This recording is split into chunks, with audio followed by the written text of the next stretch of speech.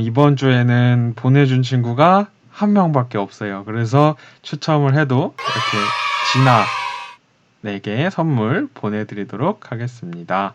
네, 축하합니다. 네, 이번 영상에서는 같이 11문 살펴보도록 하겠습니다. 11문입니다. 하나님은 여섯째 계명, 일곱째 계명, 여덟째 계명에서 무엇을 명하십니까? 하나님은 여섯째 계명에서 이웃을 해하거나 미워하거나 적대시하지 말고 인내하며 화목하고 원수일지라도 사랑하라고 명하셨습니다.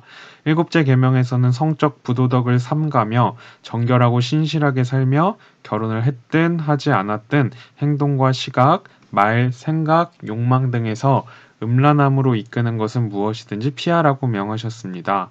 여덟째 계명에서는 다른 사람의 소유물을 허락 없이 가져가지 말며 우리가 누릴 수 있는 유익을 다른 사람에게 내어주라고 명하셨습니다.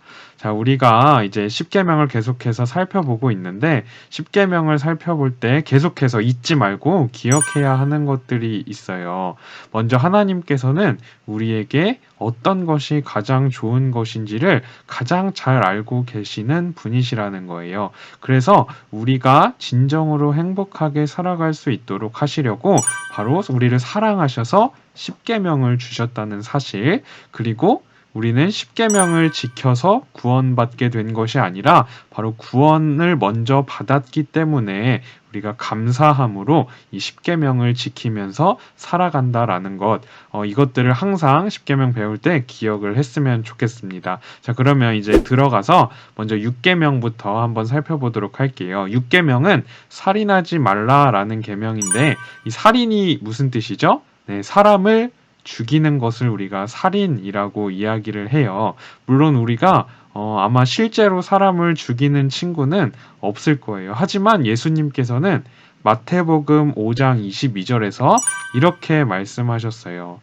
형제에게 노하는 자마다 심판을 받게 되고 형제를 대하여 라가라 하는 자는 공회에 잡혀가게 되고 미련한 놈이라 하는 자는 지옥불에 들어가게 되리라. 그래서 누군가 미워하거나 무시하거나 욕하는 것도 살인이라고 예수님은 말씀하셨어요. 그리고 이 육계명은 더 나아가서 우리가 사람들과 화목하게 지내고 또 그들이 우리에게 안 좋은 것을 할지라도 화를 낸다고 할지라도 우리가 인내하고 또 나하고 사이가 좋지 않다고 하더라도 그들을 사랑하라라는 의미까지도 가지고 있는 계명이 이 살인하지 말라라는 계명이에요. 그래서 누군가를 단순히 미워하거나 화내지 말라는 것을 넘어서서 그들을 따뜻하게 대해주고 사랑하고 도와주는 것, 그들이 살 수 있도록 도와주는 것까지 포함하는 계명이 바로 이 6계명 속에 담겨 있다라는 거죠. 자, 그리고 7계명은 간음하지 말라라는 계명인데 여기서 이 간음이라는 말이 어려울 수 있는데 쉽게 말해서 간음은 부부가 아닌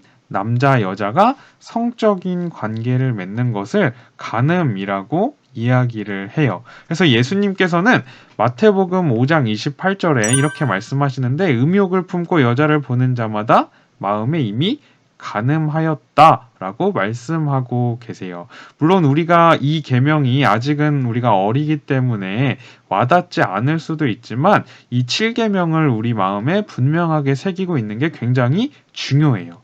왜냐하면 요즘 시대는 남자와 여자가 만나는 것을 너무나 쉽게 생각하고 너무나 쉽게 음란한 것들을 접할 수 있는 그런 시대이기 때문에 우리가 정신을 차리고 있지 않으면 이 계명을 우리 마음에 잘 새겨놓지 않으면 그러한 문화에 쉽게 휩쓸려 버릴 수가 있어요. 하지만 이 7계명은 우리에게 하나님께서 주신 성이 너무나 소중하고 아름다운 것이라는 것을 우리에게 알려주고 있고 이 남녀가 결혼한 그 부부 관계 안에서만 이 성이 아름답게 사용될 수 있다라는 것을 우리에게 알려주고 있어요.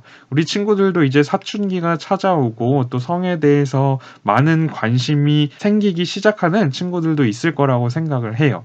하지만 우리는 이 세상이 말하고 있는 잘못된 성에 대한 문화, 지식 이런 것들이 아니라 오직 하나님의 말씀에 귀를 기울이고 하나님께서 무엇을 기뻐하시는지 그것에 우리의 마음을 두고 그 말씀을 따라가야 한다는 것을 꼭 기억했으면 좋겠어요. 그리고 이제 7계명과 관련해서 또 한 가지 중요한 사실이 있는데 우리의 육체적인 간음 말고도 영적인 간음이라는 게 있다는 거예요. 성경을 보면 예수님을 신랑으로 표현하고 또 예수님을 믿는 사람들을 신부로 표현을 하는데 예수님을 믿는 우리가 예수님이 아닌 다른 것을 예수님보다 더 사랑하게 되면 그것이 바로 영적인 간음이다라고 이야기할 수가 있어요. 이 우상숭배라고도 할 수가 있을 거예요. 그러니까 예수님보다 이미 더 사랑하는 게 있다면 우리는 이미 영적인 간음을 하고 있다라고도 이야기할 수가 있습니다. 이 7계명을 꼭 우리 마음에 잘 새겼으면 좋겠고요. 그리고 이제 8계명은 도둑질하지 말라라는 계명인데 이 계명은 우리가 다른 사람의 것을 훔쳐서는 안 된다는 것을 알려주고 있어요. 우리가 숙제 베끼거나 친구들 물건 마음에 든다고 막 얘기도 안 하고 가져오는 이런 것들도 다 도둑질에 해당된다라고 이야기할 수가 있겠고 또 더 나아가서 다른 사람에게 우리가 가진 것들을 통해서 풍성하게 베풀어 줘야 한다라는 것도 8계명에서 우리에게 알려주고 있어요. 우리가 간단하게 이 6, 7, 8계명 살펴봤는데 하나님께서 우리에게 요구하시는 계명은 너무나 수준이 높기 때문에 우리는 하나님의 계명을 완벽하게 다 지킬 수 없구나 하는 것을 느낄 수밖에 없어요. 그리고 우리가 하나님의 계명을 지키지 못한 것에 대해서 하나님의 뜻을 지키지 못했기 때문에 심판을 받아야 한다라는 거예요. 그런데 놀라운 것은 하나님께서 성경을 통해서 우리에게 얘기하시는 건 하나님이 우리를 위해 예수님을 보내주셨다라고 이야기하고 있다는 거예요. 예수님은 우리가 하나님의 율법을 지키지 못한 그 모든 심판, 그 대가를 바로 십자가 위에서 다 대신 받아주셨어요. 그리고 예수님은 이 땅에 사시면서 하나님의 율법을 완벽하게 지키시고 이루셔서 그 이루신 의의를 예수님께 나아오는 자들에게 입혀주세요. 그래서 자신의 연약함을 인정하고 예수님께 나아올 때 우리는 하나님의 율법을 지키지 못했다고 심판받게 되는 것이 아니라 오히려 예수님이 이루신 그 놀라운 업적, 그 놀라운 공로, 그 놀라운 의를 입고 하나님께 인정받고 받아들여질 수가 있다라는 거죠. 그래서 우리는 10계명을 다 지킬 수 없어요. 완벽하게 지킬 수는 없지만 그것을 지키지 못해서 혹시 지키지 못했으니까 하나님께 버림받거나 심판받으면 어떡하지?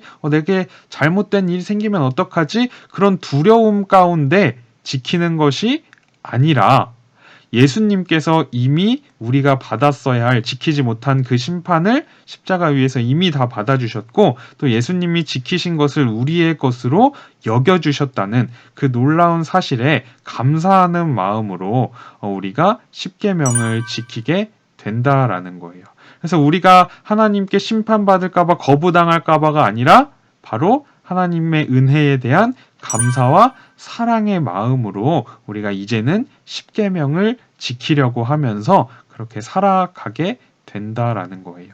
그래서 우리 대신 모든 심판을 받으시고 우리 대신 모든 업적을 공로를 이루어 주신 그 예수님께 감사하는 마음으로 그분을 사랑하는 마음으로 우리가 십계명을 지키고 이미 나를 받아주신 그 하나님을 기쁘시게 해드리고 싶어서 그래서 우리가 십계명을 지키면서 살아가게 된다라는 거죠. 십계명에는 하나님의 뜻이 무엇인지가 잘 담겨져 있어요. 그래서 우리가 이 세상의 기준대로 살아가는 것이 아니라 하나님의 기준대로 살아갈 수 있었으면 좋겠습니다. 그리고 우리가 완벽하게 지킬 수 없는 그 모든 계명을 다 이루시고 또 우리가 지킨 것으로 여겨주신 그 예수님의 은혜를 기억하고 감사하는 마음으로 하나님의 뜻을 지키면서 살아가려고 노력하는 우리 초등산부 친구들이 되었으면 좋겠습니다.